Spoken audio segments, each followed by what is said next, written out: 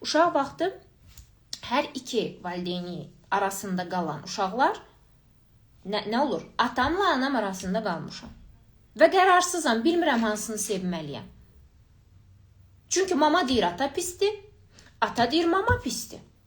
Və məhz bu uşaqlar böyüyəndən sonra davamlı ikiləm, üçləm arasında qalır və davamlı məsləhətlərə ehtiyacı olur. Çünki bu uşaqlar hiss eləyə bilmir daxildəki hansını sevməliyəm. Uşaq vaxtından belə proqramlanıb çünki. Uşaq vaxtından bu uşaqlar mama ilə ata arasında qalıb. Biz buna üçbucaq proqramı deyirik. Üçbucaq proqramı gətirir bu...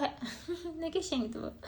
Gətirir üçbucaq proqramı sonradan həyatınıza xəyanət, yalan, qərarsızlıq, manipulyasiya, məsləhət alma və yalançı məsləhətlər. Bütün bunların səbəbi, spektr problemləri, məsələləri səbəbi üçbucaq proqramıdır.